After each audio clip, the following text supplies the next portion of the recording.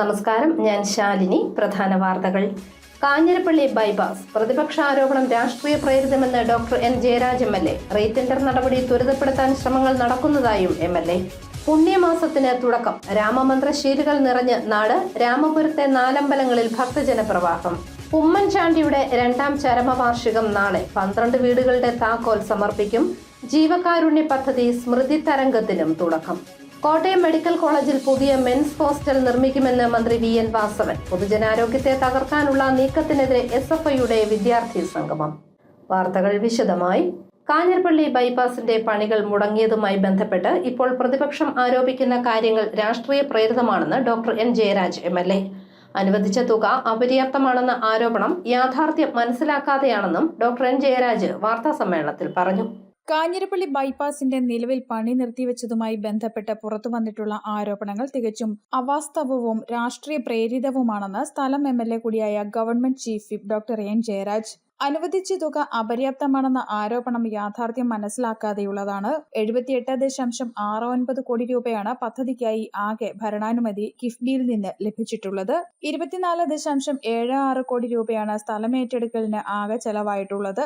Road രൂപീകരിക്കുന്നതിനും fly over നിർമ്മാണത്തിനുമായി ആകെ കണക്കാക്കിയിട്ടുള്ള തുക 26.17 കോടി രൂപയാണ്.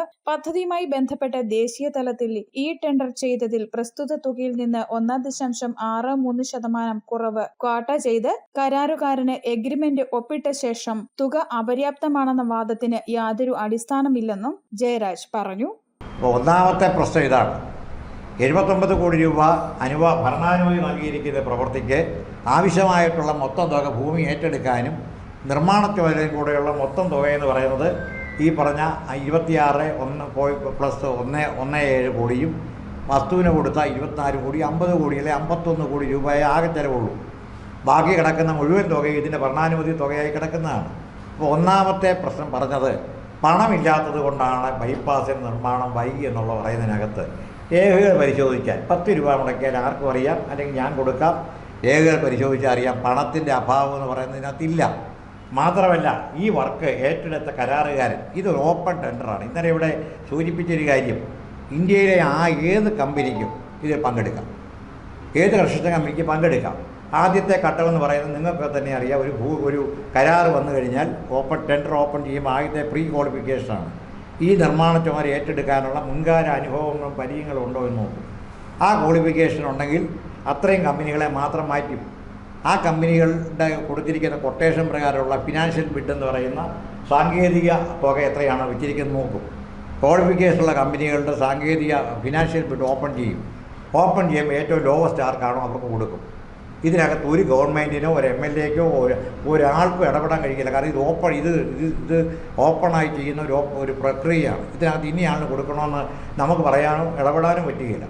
2009 മുതൽ വിവിധ കമ്പനികളിലൂടെ കടന്നുവന്ന പദ്ധതിയുടെ നാൾവഴികൾ പരിശോധിച്ചാൽ MLA എന്ന നിലയിൽ നിയമപരമായി സാധിക്കുന്ന എല്ലാ പ്രവർത്തനങ്ങളും ചെയ്തിട്ടുള്ളതാണ്. 2011 കാഞ്ഞിരപ്പള്ളി MLA ആയി ചുമതലയേറ്റപ്പോൾ നിലവിൽ ഹൈക്കോടതിയിൽ കേസിൽപ്പെട്ട് യാതൊരു തുടർ നടപടിയും സാധിക്കാത്ത അവസ്ഥയിൽ നിന്ന് നിതാന്ത ശ്രമത്തിലൂടെയാണ് കാഞ്ഞിരപ്പള്ളി ബൈപ്പാസിന് ജീവൻ വെപ്പിച്ചതും പദ്ധതി ഇപ്പോഴത്തെ സ്ഥിതി വരെ എത്തിച്ചതും. 2023 ഓഗസ്റ്റ് മാസം 3-ാം തീയതി എഗ്രിമെന്റ് ഒപ്പിട്ട കരാറുകാരന് പദ്ധതി പൂർത്തിയാക്കാൻ അനുവദിച്ച സമയം 2025 ഫെബ്രുവരി 9 അവസാനിച്ചതാണ്. കിഫ്ബിയുടെ ഗുണപരിശോധനാ സെൽ പരിശോധിച്ചതിൽ നിർമ്മാണത്തിന്റെ 40% മാത്രമാണ് പൂർത്തിയാക്കിയതായി കണ്ടെത്തിയത്. തുടർന്ന് ശക്തമായ താക്കീത് നൽകുകയും 2025 ജൂൺ 30 വരെ താൽക്കാലികമായി കാലാവധി നീട്ടിക്കൊടുക്കുകയും ചെയ്തു. എന്നിട്ടും കരാറുകാരൻ പ്രവൃത്തി ചെയ്യുന്നതിൽ ലക്ഷ്യം കൈവരിക്കാൻ സാധിക്കാത്ത സ്ഥിതി MLA എന്ന നിലയിൽ കിഫ്ബിയുടെ ശ്രദ്ധയിൽ കൊണ്ടുവരികയും കരാറുകാരനെ ഒഴിവാക്കാൻ തീരുമാനത്തിലെത്തുകയും ചെയ്തു. നിലവിലെ കരാറുകാരനെ തന്നെ ചുമതല ഏൽപ്പിച്ചാൽ 1 വർഷം കഴിഞ്ഞാലും പദ്ധതി ഇതേ നിലവാരത്തിൽ മാത്രമേ തുടരൂ എന്ന ബോധ്യത്തിലാണ് കരാറുകാരനെതിരെ നടപടികൾ സ്വീകരിച്ചതെന്നും വസ്തുതകൾ ഇതായിരിക്കെ പ്രതിപക്ഷം ഇക്കാര്യത്തിൽ കരാറുകാരന്റെ ഭാഗം കേട്ടില്ല എന്ന ആരോപണം ഉന്നയിക്കുന്നതിലെ സാങ്കത്യം മനസ്സിലാകുന്നില്ലെന്നും MLA പറഞ്ഞു. പദ്ധതി യാഥാർത്ഥ്യമാക്കാൻ റീടെൻഡർ നടപടികൾ ത്വരിതപ്പെടുത്തുന്നതിന് എല്ലാ ശ്രമങ്ങളും നടന്നുവരുന്നതായും ചീഫ് വിപ്പ് അറിയിച്ചു. News bureau, Kanjirappally. രാമമന്ത്രങ്ങൾ മുഖരിതമാകുന്ന രാമായണ മാസത്തിന് തുടക്കമായി. ഇനിയുള്ള 1 മാസക്കാലം വീടുകളിലും ക്ഷേത്രങ്ങളിലും രാമായണം പാരായണം ചെയ്യും. നാടും വീടും രാമായണ ശീലുകളാൽ മുഖരിതമാകുന്ന രാമായണ മാസത്തിന് തുടക്കമായി. ഭക്തിയും വ്രതപുണ്യവും നിറയുന്ന രാമായണ പാരായണ പുണ്യകാലമാണ് ഇനി ഓരോ വീടുകളിലും. കത്തിച്ചുവെച്ച നിലവിളക്കിന് മുന്നിലിരുന്നാണ് രാമായണം പാരായണം ചെയ്യുന്നത്. മനസ്സിലെ ഇരുട്ട് മാറ്റി വെളിച്ചം പകരുന്നതിന് രാമായണ പാരായണത്തിലൂടെ കഴിയുമെന്നാണ് വിശ്വാസം. കർക്കിടക മാസം അവസാനിക്കുമ്പോൾ രാമായണം വായിച്ചു തീർക്കണം. മൺമറഞ്ഞ പിതാക്കൾക്കായി വാവുബലിയും ഈ മാസം നടക്കും. ക്ഷേത്രങ്ങളിലെല്ലാം തന്നെ വിവിധ പരിപാടികളോടെ രാമായണ മാസാചരണം നടക്കും. കർക്കിടകം വറുതിയുടെ കാലം കടന്ന് സമൃദ്ധിയുടെ ഓണക്കാലത്തിന് വേണ്ടിയുള്ള കാത്തിരിപ്പും കൂടിയാണ്. News bureau, Ponkunnam. രാമപുരത്ത് നാലമ്പല ദർശനത്തിന് തുടക്കമായി. ഭക്തരെ ജോസ് കെ മാണി എംപിയുടെ നേതൃത്വത്തിൽ വരവേറ്റു. ഇതോടൊപ്പം അമനകരയിൽ ഹൈമാസ്റ്റ് ലൈറ്റും എംപി അനുവദിച്ചു. കർക്കിടകം 1 രാമപുരം നാലമ്പല തീർത്ഥാടനത്തിന് തുടക്കമായി. രാമപുരത്തെ നാലമ്പലങ്ങളിൽ തീർത്ഥാടകർക്ക് വിപുലമായ സൗകര്യങ്ങളാണ് ഏർപ്പെടുത്തിയിരിക്കുന്നത്. രാവിലെ മുതൽ തന്നെ തീർത്ഥാടകരുടെ വലിയ തിരക്ക് ഇവിടെ അനുഭവപ്പെട്ടിരുന്നു. രാവിലെ വിവിധ ജില്ലകളിൽ നിന്ന് രാമപുരത്തെത്തിയ തീർത്ഥാടകർക്ക് ജോസ് കെ മാണി എംപിയുടെ നേതൃത്വത്തിൽ വരവേൽപ്പ് നൽകി. വിവിധ ജില്ലകളിൽ നിന്നെത്തിയ KSRTC ഡ്രൈവർമാരെ മാലയിട്ട് സ്വീകരിച്ചു. രാമപുരത്തെ നാലമ്പലങ്ങളെ ഹൃദയത്തോട് ചേർത്ത് വെച്ച് തന്റെ പിതാവ് KM മാണിയുടെ സ്വപ്ന പദ്ധതിയായിരുന്നു രാമപുരം നാലമ്പല സർക്യൂട്ട് എന്ന് ജോസ് കെ മാണി എംപി പറഞ്ഞു. രാമപുരത്ത് കൂടുതൽ വികസന പ്രവർത്തനങ്ങൾക്ക് നേതൃത്വം നൽകുമെന്നും അദ്ദേഹം പറഞ്ഞു. കേരള സംസ്ഥാനത്ത് ഏറ്റവും കൂടുതൽ സൗകര്യങ്ങൾ, നമുക്ക് കമ്മ്യൂണിറ്റീസ് ഏറ്റവും കൂടുതൽ ഉള്ളത് ഈ 4 ക്ഷേത്രങ്ങളുമായി ബന്ധപ്പെട്ടാണ്. അതുകൊണ്ട് തന്നെ മാണിസാറിൻ്റെ കാലഘട്ടത്തിൽ ഇവിടെ ഏതാണ്ട് എല്ലാ ക്ഷേത്രങ്ങളുമായി അമ്യൂണിറ്റീസ് 2 കോടിയും അതോടൊപ്പം തന്നെ കുളത്തിൻ്റെ സംരക്ഷണവും അതോടൊപ്പം തന്നെ ഈ റോഡുകൾ ചുറ്റുപാടുമുള്ള റോഡുകളുടെ നവീകരണം ഏതാണ്ട് 65 കോടി രൂപയോളം പല മേഖലയിലായി റോഡിൻ്റെയും കുളത്തിൻ്റെയും അമ്യൂണിറ്റി സെൻ്ററിൻ്റെയും ഒക്കെ ആയിട്ട് ഈ മേഖലയിൽ നൽകുകയുണ്ടായി. അതിൻ്റെ ഭാഗമായിട്ടാണ് നമ്മളിപ്പോൾ ഉള്ള സൗകര്യങ്ങൾ കാണുന്നത്. ഇനിയും ആ സൗകര്യങ്ങളൊക്കെ കൂട്ടേണ്ടതുണ്ട്. നമുക്കറിയാം, എല്ലാ വർഷവും ഭക്തജനങ്ങൾ വരുന്നു, വളരെയധികം ആളുകൾ ഈ പ്രദേശത്തേക്ക് വരുന്നു. ഈ കർക്കിടക മാസം പ്രത്യേകിച്ച് ശനിയാഴ്ചയും ഞായറാഴ്ചയാണ് ഏറ്റവും കൂടുതൽ വരുന്നത്. അപ്പോൾ അതിനുള്ള തീർച്ചയായും സർക്കാരുമായി ബന്ധപ്പെട്ടുള്ള നടപടികൾ എടുക്കാനുള്ള ശ്രമങ്ങളും നടക്കും. ശ്രീ ഭരതസ്വാമി ക്ഷേത്രത്തിന് പുതിയ ഹൈമാസ് ലൈറ്റും ജോസ് കെ മാണി എംപി അനുവദിച്ചു. രാമപുരത്ത് 65 കോടി രൂപയുടെ വികസന പ്രവർത്തനങ്ങൾക്ക് KM മാണിയുടെ ഭരണകാലത്ത് നേതൃത്വം നൽകിയതായി ക്ഷേത്രം ഭാരവാഹികളും പറഞ്ഞു. News bureau, Pala. മുൻ മുഖ്യമന്ത്രി ഉമ്മൻചാണ്ടിയുടെ 2ാം ചരമവാർഷികം നാളെ. പുതുപ്പള്ളി സെന്റ് ജോർജ് ഓർത്തഡോക്സ് വലിയ പള്ളി ഗ്രൗണ്ടിൽ നടക്കുന്ന ചടങ്ങിൽ ഉമ്മൻചാണ്ടി ഫൗണ്ടേഷൻ നിർമ്മിച്ചു നൽകുന്ന 12 വീടുകളുടെ താക്കോൽദാനം രാഹുൽ ഗാന്ധി നിർവഹിക്കും. മുൻ മുഖ്യമന്ത്രി ഉമ്മൻചാണ്ടിയുടെ 2ാം ചരമവാർഷികം നാളെ. പുതുപ്പള്ളി സെന്റ് ജോർജ് ഓർത്തഡോക്സ് വലിയ പള്ളി ഗ്രൗണ്ടിലാണ് അനുസ്മരണ യോഗം നടക്കുന്നത്. രാവിലെ 6:30 പ്രഭാത നമസ്കാരം നടക്കും. പരിശുദ്ധ ബെസേലിയോസ് മാർത്തോമ മാത്യൂസ് തൃതീയൻ കാതോലിക്ക ബാവ കാർമ്മികത്വം വഹിക്കും. തുടർന്ന് ഖബറിങ്കൽ പ്രാർത്ഥനയ്ക്ക് ശേഷം അനുസ്മരണ യോഗം നടക്കും. ഉമ്മൻചാണ്ടി ഫൗണ്ടേഷൻ നിർമ്മിച്ചു നൽകുന്ന 12 വീടുകളുടെ താക്കോൽ കൈമാറ്റവും KPCCയുടെ ജീവകാരുണ്യ പ്രവർത്തനങ്ങളുടെ ഉദ്ഘാടനവും ലോക്സഭാ പ്രതിപക്ഷ നേതാവ് രാഹുൽ ഗാന്ധി നിർവഹിക്കും. ഉമ്മൻചാണ്ടിയുടെ 2ാം ചരമവാർഷികത്തിൽ KPCCയുടെ നേതൃത്വത്തിൽ വിപുലമായ പരിപാടികൾ നടത്തുമെന്ന് MLA-മാരായ ചാണ്ടിയുമ്മൻ, PC വിഷ്ണുനാഥ് എന്നിവർ പറഞ്ഞു. ഉമ്മൻചാണ്ടി ഫൗണ്ടേഷൻ 50ഓളം വീടുകൾ കേരളത്തിലെ ഒട്ടുക്ക് വെക്കുന്നുണ്ട്, കന്യാകുമാരി ഉൾപ്പെടെ. ആ 50 വീടുകളിൽ 12 വീടുകൾ ആദ്യത്തെ ഘട്ടമായി നൽകുന്ന 12 വീടുകൾ അന്ന് അവിടെ വെച്ച് കൈമാറുന്ന ദിവസം കൂടിയാണ് ഈ 12 വീട്ടുകാർക്ക്. അതുപോലെ തന്നെ ഉമ്മൻചാണ്ടി ഫൗണ്ടേഷൻ ഡ്രഗ്സിനെതിരെയുള്ള ക്യാമ്പയിൻ തുടക്കം തൊട്ട് നടന്നൊരു കാര്യമാണ്. ആദ്യത്തെ ടർഫ് മൂലോപ്പുഴയിൽ പൂർത്തിയാക്കി. 2ാമത്തെ ടർഫിൽ വർക്കിൻ്റെ ആരംഭം രാഹുൽ ഗാന്ധി അദ്ദേഹത്തിൻ്റെ കരങ്ങൾ നിർവഹിക്കുന്നതായിരിക്കും. സ്മൃതി തരംഗം നടപ്പിലാക്കിയ ഉമ്മൻചാണ്ടി സാറിനെ ഓർക്കുന്ന ഒരു സ്മൃതി തരംഗം അർഹരായ കുട്ടികളെ കണ്ടെത്തി അവരെ കേൾവിശക്തി തിരിച്ചു കിട്ടുന്ന ഒരു പദ്ധതി നടപ്പിലാക്കുകയാണ്. 3 കുട്ടികളുടെ ഇംപ്ലാന്റിനുള്ള എല്ലാ സംവിധാനങ്ങളും നമ്മൾ ചെയ്തു കഴിഞ്ഞു. ആ കുട്ടികൾക്ക് അതിനുള്ള സർട്ടിഫിക്കറ്റും ചികിത്സയുമായി ബന്ധപ്പെട്ട രേഖകളും ശ്രീ രാഹുൽ ഗാന്ധി സ്റ്റേജിൽ വെച്ച് തന്നെ കൈമാറുന്നതായിരിക്കും. സമ്മേളനത്തിൽ KPCCയുടെ ജീവകാരുണ്യ പദ്ധതി സ്മൃതി തരംഗത്തിനും തുടക്കമാകുമെന്നും നേതാക്കൾ അറിയിച്ചു. അതേസമയം രാഹുൽ ഗാന്ധിയുടെ സന്ദർശനത്തോടനുബന്ധിച്ച് നാളെ രാവിലെ 8:30 മുതൽ 12 മണിവരെ ഗതാഗത ക്രമീകരണം കോട്ടയത്ത് ഏർപ്പെടുത്തി. News bureau, Kottayam. മുൻ മുഖ്യമന്ത്രി ഉമ്മൻചാണ്ടിയുടെ അനുസ്മരണത്തിന്റെ ഭാഗമായി കോട്ടയം ജില്ലാ ജനറൽ ആശുപത്രിയിൽ ഉച്ചഭക്ഷണം വിതരണം ചെയ്തു. യൂത്ത് കോൺഗ്രസ് കോട്ടയം നിയോജക മണ്ഡലം കമ്മിറ്റിയുടെ നേതൃത്വത്തിലാണ് ഉച്ചഭക്ഷണം നൽകിയത്. ആശുപത്രിയിലെ രോഗികൾക്കും കൂട്ടിരിപ്പുകാർക്കുമായി ഉച്ചഭക്ഷണം നൽകി. ചാണ്ടി ഉമ്മൻ MLA ഉദ്ഘാടനം ചെയ്തു. നിയോജക മണ്ഡലം president PK Vaishakh, KPCC general secretary PS Salim തുടങ്ങിയവർ പങ്കെടുത്തു. കോട്ടയം മെഡിക്കൽ കോളേജിൽ പുതിയ മെൻസ് ഹോസ്റ്റൽ നിർമ്മിക്കാൻ അനുമതി ലഭിച്ചതായി മന്ത്രി VN വാസവൻ പറഞ്ഞു. പൊതുജനാരോഗ്യത്തെ തകർക്കാനുള്ള നീക്കത്തിൽ പ്രതിഷേധിച്ച് SFI കോട്ടയം മെഡിക്കൽ കോളേജിന് സമീപം സംഘടിപ്പിച്ച വിദ്യാർത്ഥി സംഗമം ഉദ്ഘാടനം ചെയ്യുകയായിരുന്നു VN വാസവൻ. കേരളത്തിലെ പൊതുജനാരോഗ്യത്തെ തകർക്കാൻ BJP UDF കൂട്ടുകെട്ട് ശ്രമിക്കുന്നുവെന്നാരോപിച്ച് കോട്ടയം മെഡിക്കൽ കോളേജ് ആശുപത്രിക്ക് സമീപം SFI വിദ്യാർത്ഥി സംഗമം സംഘടിപ്പിച്ചു. നൂറുകണക്കിന് വിദ്യാർത്ഥികൾ അണിനിരന്ന സംഗമം മന്ത്രി VN വാസവൻ ഉദ്ഘാടനം ചെയ്തു. കോട്ടയം മെഡിക്കൽ കോളേജ് ആശുപത്രിയിൽ കെട്ടിടം തകർന്നു മരിച്ച ബിന്ദുവിന്റെ മകൾ നവമി ശസ്ത്രക്രിയയ്ക്ക് ശേഷം ആരോഗ്യവതിയായി ജീവിതത്തിലേക്ക് മടങ്ങിവരികയാണെന്ന് മന്ത്രി അറിയിച്ചു. കുടുംബത്തിന്റെ എല്ലാ ആവശ്യങ്ങളും സർക്കാർ അംഗീകരിച്ച് നടപ്പാക്കുകയാണെന്നും മന്ത്രി പറഞ്ഞു.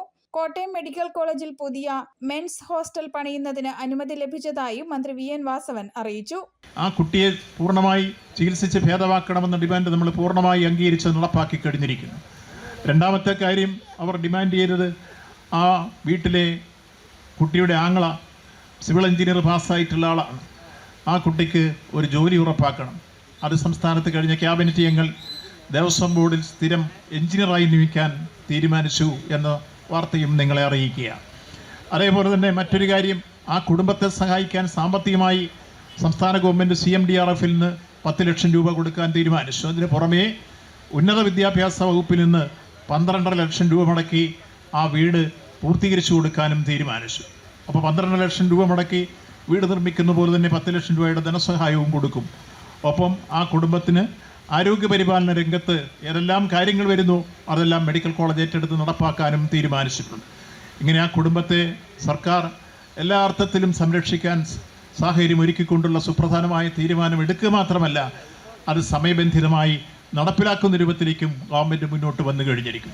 SFI സംസ്ഥാന സെക്രട്ടറി PS സജീവ് മുഖ്യപ്രഭാഷണം നടത്തി. യോഗത്തിൽ SFI സംസ്ഥാന കമ്മിറ്റി അംഗം സുരേഷ് അധ്യക്ഷത വഹിച്ചു. CITU ജില്ലാ പ്രസിഡന്റ് റജി സക്കറിയ, SFI ജില്ലാ സെക്രട്ടറി ആഷിഖ്, ജില്ലാ ഭാരവാഹികൾ തുടങ്ങിയവർ പ്രസംഗിച്ചു. News bureau, Kottayam. രാസലഹരിയുടെ ഉപയോഗം തടയുക എന്ന ലക്ഷ്യത്തോടെ കേരള പത്രപ്രവർത്തക യൂണിയൻ ബ്രേക്കിംഗ് ഡേ ക്യാമ്പയിൻ തുടങ്ങി. കോട്ടയം പ്രസ് ക്ലബ്ബിൽ തിരുവഞ്ചൂർ രാധാകൃഷ്ണൻ MLA ഉദ്ഘാടനം നിർവഹിച്ചു. രാസലഹരിയുടെ വിപണനവും ഉപയോഗവും തടയുക എന്ന ലക്ഷ്യത്തോടെ കേരള പത്രപ്രവർത്തക യൂണിയൻ ആരംഭിച്ച ബ്രേക്കിംഗ് ഡേ ക്യാമ്പയിന് കോട്ടയം ജില്ലയിൽ തുടക്കമായി. പ്രസ് ക്ലബ്ബ് ഹാളിൽ നടക്കുന്ന ചടങ്ങിൽ തിരുവഞ്ചൂർ രാധാകൃഷ്ണൻ MLA ക്യാമ്പയിൻ ഉദ്ഘാടനം ചെയ്തു. നമുക്ക് ചിലപ്പോൾ ജീവിതത്തിൽ പിഴവൊക്കെ പറ്റും. എല്ലാത്തിനും സമർത്ഥന്മാരാണ്, മിടുമിടുക്കന്മാരാണ് എന്ന് അഭിനയിക്കാം എന്നുള്ളതല്ലാതെ അത് യാഥാർത്ഥ്യമാകണമെന്നില്ല. ചിലപ്പോൾ നമുക്ക് വിഷമം പറ്റും. പക്ഷേ നമ്മുടെ ശാരീരിക അവശത കൊണ്ട് തെറ്റു മാത്രം ചെയ്യുന്ന ഒരു സമൂഹത്തുമായി നമുക്ക് ഈ കുട്ടികളെ തള്ളിവിടാൻ പറ്റുമോ? ഒരു കാലവശാൽ സാധ്യമല്ല. നമ്മുടെ കൊച്ചു സഹോദരിമാർ ഇവിടെ ഇരിക്കുന്നുണ്ട്, കൊച്ചു കുഞ്ഞുങ്ങൾ. ഞാനൊരു കാര്യം പറയാം. പണ്ട് ഇവർ ലക്ഷ്യം വെച്ചിരുന്നത് ആൺകുട്ടികളെയാണ്. ഇന്ന് ലക്ഷ്യം വെക്കുന്നത് അതല്ല. നിങ്ങൾ തന്നെ വായിച്ചറിഞ്ഞാൽ. എൻ്റെ നാമം കൊണ്ട് എനിക്കത് പറയാൻ കഴിയില്ലാത്തത് കൊണ്ട് ഞാനത് പറയുന്നില്ല. മയക്കുമരുന്നുമായി ബന്ധപ്പെട്ട് പൊതുജനങ്ങൾക്ക് ലഭിക്കുന്ന വിവരങ്ങൾ അറിയിക്കാനുള്ള QR code Thiruvanchoor Radhakrishnan MLA press ക്ലബ്ബിൽ പതിപ്പിച്ചു. മാർസ് ലിവ മെഡിസിറ്റിയിലെ ന്യൂറോ സർജറി വിഭാഗം തലവൻ ഡോക്ടർ സരീഷ് കുമാർ ലഹരി ഉപയോഗത്തിന്റെ ദൂഷ്യവശങ്ങളെക്കുറിച്ച് ക്ലാസ് എടുത്തു. Press club president Aneesh Kurian അധ്യക്ഷനായി. സെക്രട്ടറി ജോബിൻ സെബാസ്റ്റ്യൻ, സരിത കൃഷ്ണൻ തുടങ്ങിയവർ പങ്കെടുത്തു. News bureau, Kottayam. മീനടം അവറാമിയുടെ ധീരസ്മരണയിൽ നാട്. അവറാമിയുടെ 51ാം രക്തസാക്ഷി ദിനം മീനടത്ത് നടന്നു. CPM കേന്ദ്ര കമ്മിറ്റി അംഗം KK ശൈലജ ഉദ്ഘാടനം ചെയ്തു.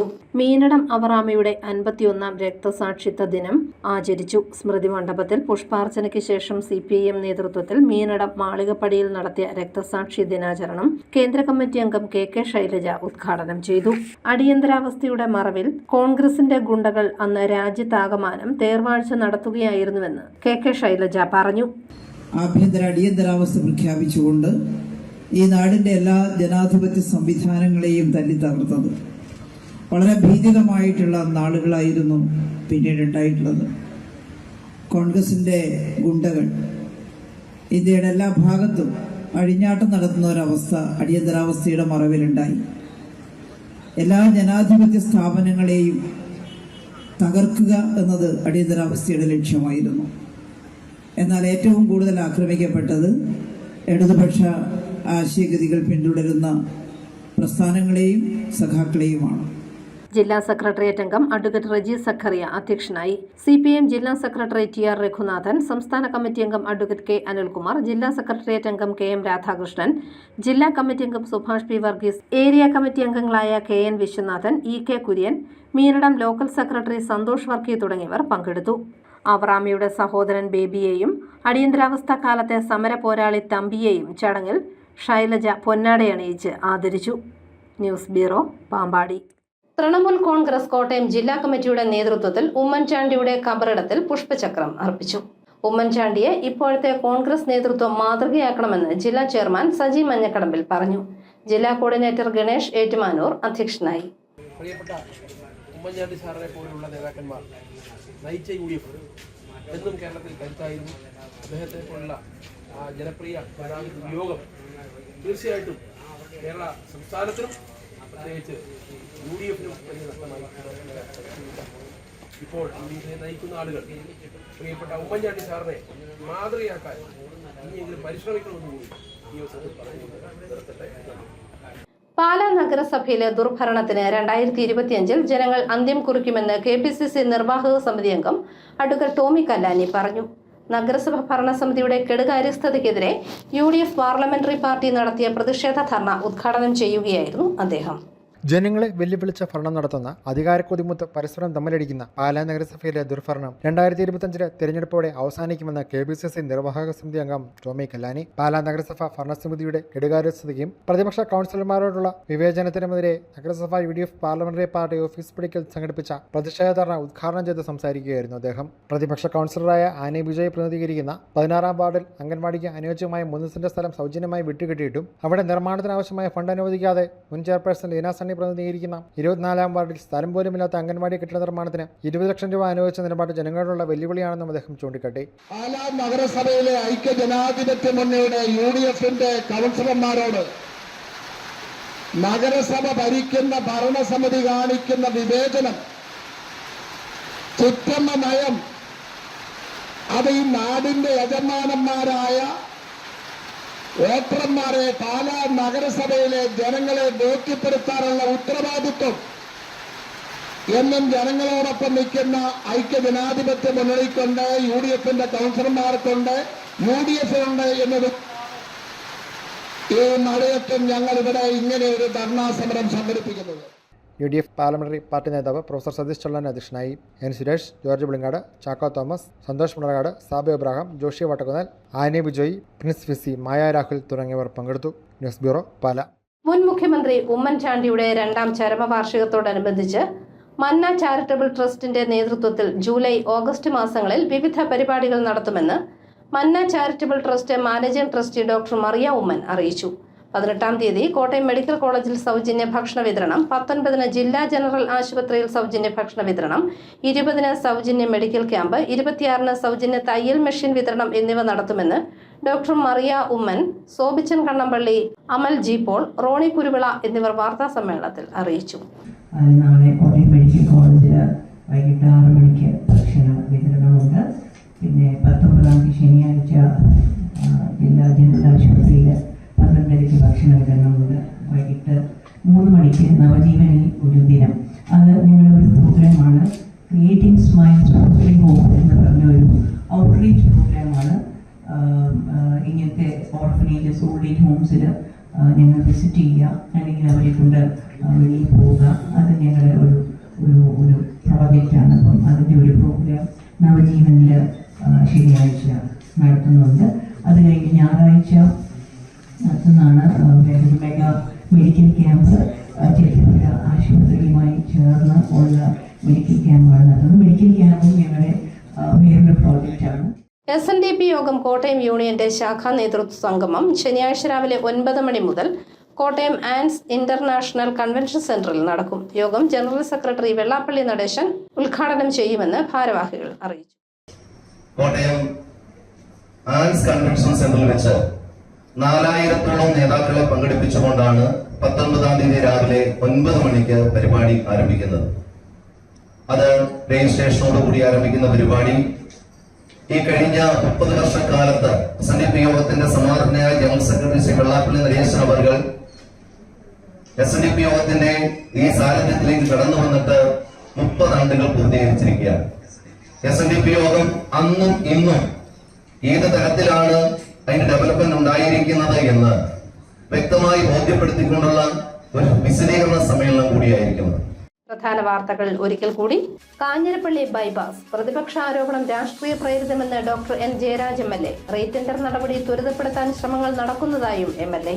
പുണ്യമാസത്തിന് തുടക്കം. രാമമന്ത്രശീലുകൾ നിറഞ്ഞ് നാട്. രാമപുരത്തെ 4 അമ്പലങ്ങളിൽ ഭക്തജന പ്രവാഹം. ഉമ്മൻചാണ്ടിയുടെ 2ാം ചരമവാർഷികം നാളെ. 12 വീടുകളുടെ താക്കോൽ സമർപ്പിക്കും. ജീവകാരുണ്യ പദ്ധതി സ്മൃതി തരംഗത്തിനും തുടക്കം. കോട്ടയം മെഡിക്കൽ കോളേജിൽ പുതിയ മെൻസ് ഹോസ്റ്റൽ നിർമ്മിക്കുമെന്ന് മന്ത്രി VN വാസവൻ. പൊതുജനാരോഗ്യത്തെ തകർക്കാനുള്ള നീക്കത്തിനെതിരെ SFIയുടെ വിദ്യാർത്ഥി സംഗമം. ഈ ബുള്ളറ്റിൻ പൂർണ്ണമാകുന്നു. നമസ്കാരം.